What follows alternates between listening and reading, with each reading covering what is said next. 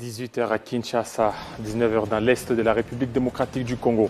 L'heure à laquelle nous vous convient de suivre cette tranche Kinshasa direct ce soir. Ce soir, nous allons parler de la Commission électorale nationale indépendante, le quota de la société civile divise.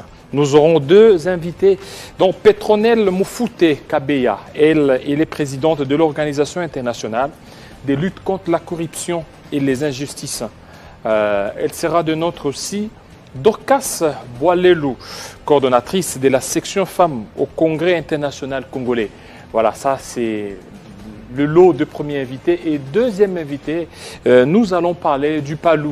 À qui appartient ce parti politique? Là, ça sera avec Jancy Mandefou. Voilà ce qui fera beaucoup plus la charpente de notre Kinshasa direct.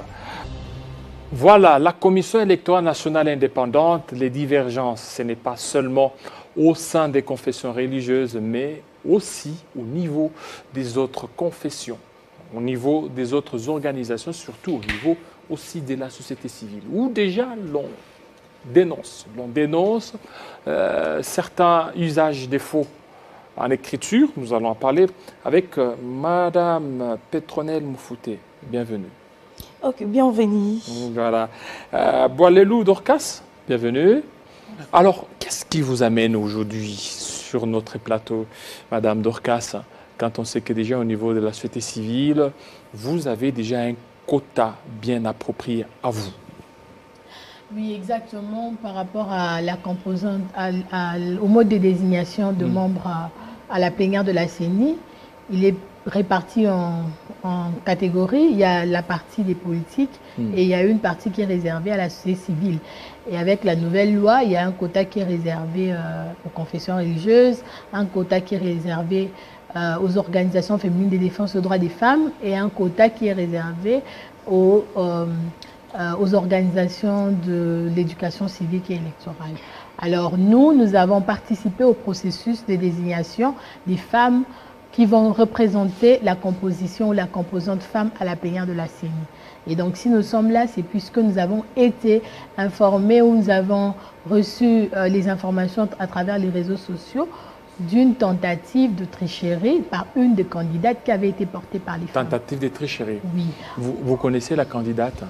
En fait, nous connaissons la personne, une des candidates, mais nous n'avons pas le droit ou encore de le dire ici si haut, mais l'information est parvenue aux personnes qui sont intéressées et qui sont chargées de prendre les responsabilités en main. Voilà, Madame Petronelle, aujourd'hui, accompagnée de votre consoeur ou condisciple, vous dénoncez certainement cette mauvaise façon de faire. Est-ce que vous avez toutes les preuves? En fait, merci beaucoup. Je voulais intéresser tous les téléspectateurs qui nous suivent à ce moment. Ce n'est pas pour rien. En lingala, on dit moi, si nous sommes là, c'est parce que nous avons toutes les informations possibles. Nous avons aussi les preuves qui prouvent qu'il aurait, ou soit il y aurait une candidate qui voulait, par double identité, se présenter au niveau de la CENI, au niveau de membres du plénière de la CENI. Et la loi, c'est quoi pour se présenter? Qu'est-ce qu'il faut? Pardon? Pour se présenter. En fait, c'est question d'identité. Vous devez donner votre identité normale, votre propre identité. Mais nous avons eu à remarquer que cette candidate a deux identités. Deux identités? Deux identités, c'est que deux cartes de lecteur. Auparavant, il était du Kasaï oriental. Et par après, nous avons eu à remarquer qu'elle est maintenant de Olomami. Voilà, concrètement, même au niveau de notre pays, la Constitution ne reconnaît pas la double nationalité. Et maintenant, nous avons double identité. On ne sait pas reconnaître généralement ou concrètement, elle est de quelle province.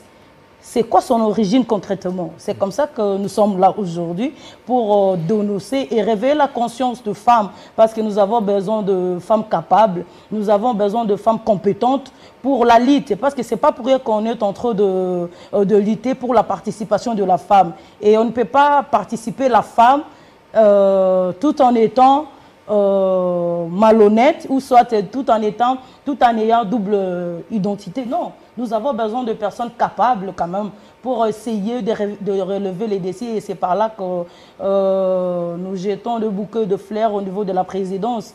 Le président Fathi a quand même relevé le femme au niveau du gouvernement provincial et c'est comme ça que nous avons besoin de femmes et ces femmes-là doivent être honnêtes. Ce n'est pas les femmes qui utilisent la magouille, par exemple, et ce n'est pas pour eux que, comme en philosophie, on dit tous les moyens sont bons pour asseoir au pouvoir, mais ce n'est pas comme ça, il faut être honnête. Si vous savez que vous êtes éliminé, acceptez le défi, acceptez le défaite pour que prochainement vous ayez encore une expérience qui va vous aider à aller de l'avant. Voilà, Madame Dorcas, aujourd'hui, c'est-à-dire la candidate dont vous êtes en train d'incriminer, normalement, les postes ou les quotas réservés à la femme est de combien? En fait, en termes de la loi a donné, il y a un quota réservé à la femme et le quota est d'une personne. Une personne? Oui, mais puisque nous avons eu l'habitude de proposer de coutume, nous proposons les noms. C'est comme ça au sein des organisations féminines de défense des droits des femmes, nous avons organisé des élections. Et à l'issue de ces élections-là, nous avons pu ressortir les vainqueurs.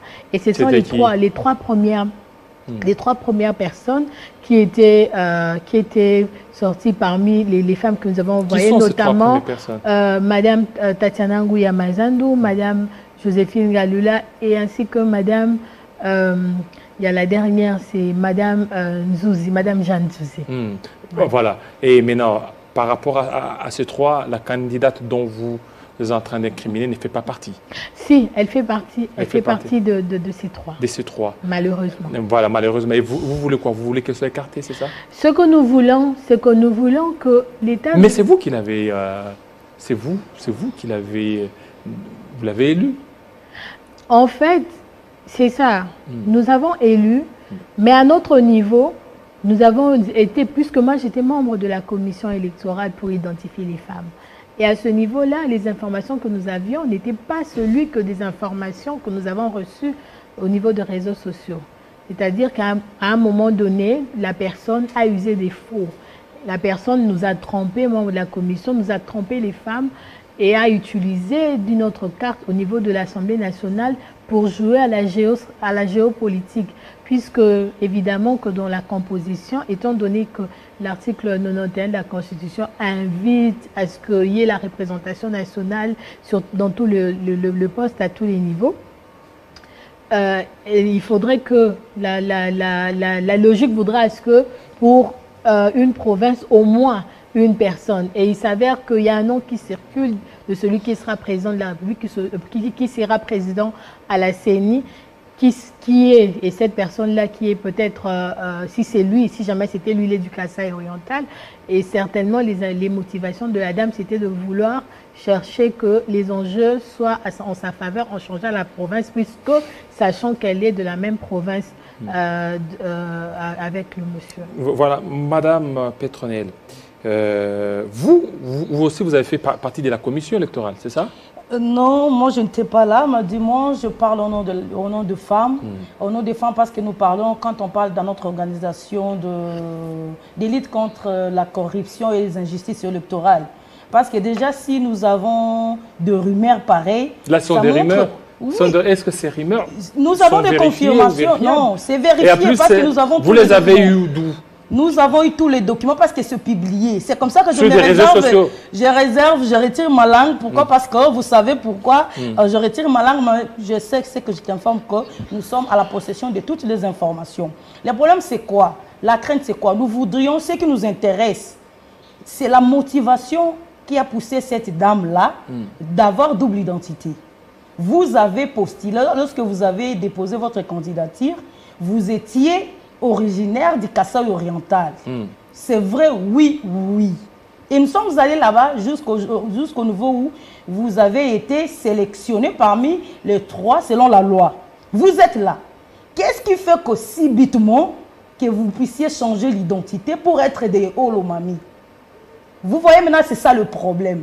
Si nous essayons de réfléchir, Si nous essayons d'aller plus loin, c'est-à-dire il y a quelque chose quelque part qui ne va pas. Donc la dame a deux, parce que, a deux cartes électeurs. Deux cartes d'électeurs. Tout ça parce que peut-être on aurait les informations qu'au niveau des confessions religieuses ou soit au niveau de la CENI, au niveau de la présidence, voulais-je dire, nous aurons peut-être quelqu'un du Kasaï où elle a quand même peur parce que directement elle sait qu'elle est totalement éliminée parce qu'elle est du Kasaï et c'est comme ça qu'elle cherchait peut-être dans son côté chercher à falsifier d'autres identités pour dire qu'il est de Olomami. Voilà notre problème. Pourquoi c'est là? Parce que si et seulement si il n'y avait pas de problème de le débit, pourquoi changer? Pourquoi avoir deux identités?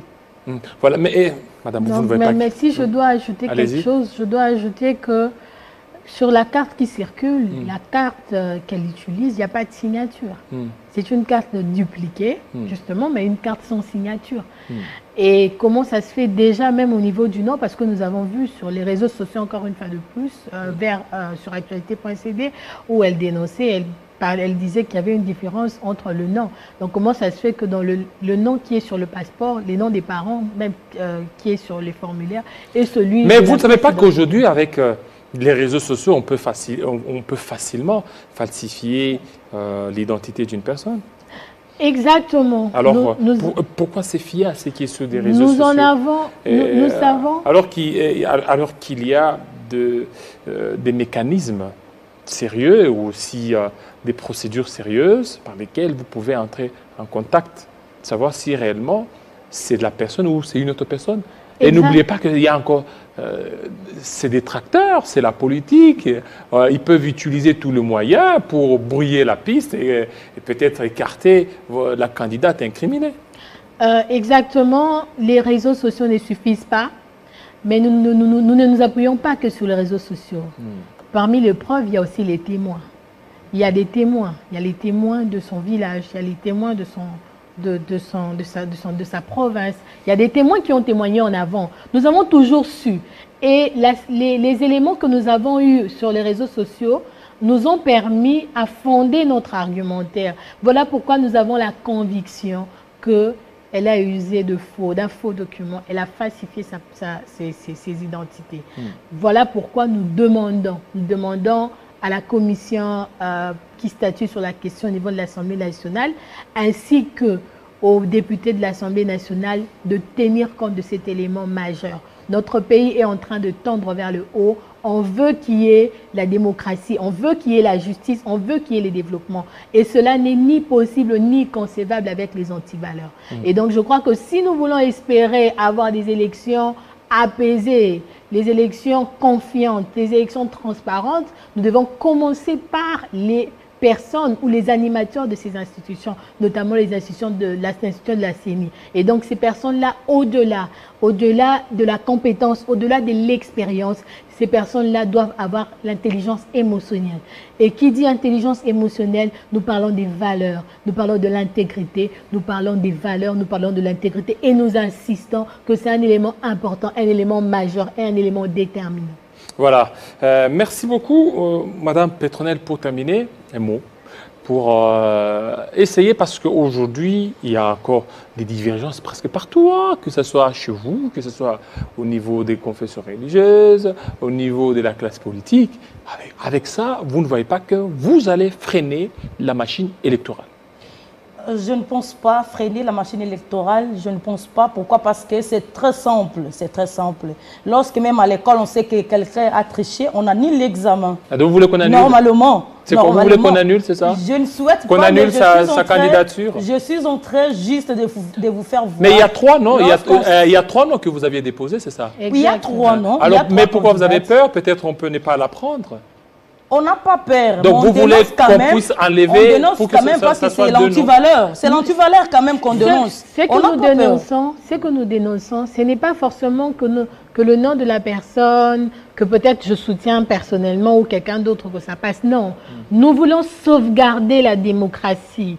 Nous voulons sauvegarder la liberté. Nous voulons sauvegarder les valeurs pour lesquelles le Lumumba s'est battu. Et ça ne devrait pas passer. On ne devrait pas tolérer. On ne devrait pas cautionner l'injustice. On ne devrait pas cautionner cette situation-là, puisque ça nous retarde. Ça retarde notre pays. Les antivaleurs ont été à la base de la destruction de ce pays. Et si nous pouvons le freiner, alors c'est bien l'occasion. Voilà pourquoi nous dénonçons. Parce que nous croyons, nous faisons confiance en la justice, nous faisons confiance à la commission PAJ, nous faisons aussi confiance aux députés nationaux qui sont là, qui nous suivent en ce moment. Parce que nous pensons et nous croyons qu'ils nous ont représentés dans ces instances-là pour prendre notre place. Bon, est-ce que vous aviez eu aussi, vous aviez saisi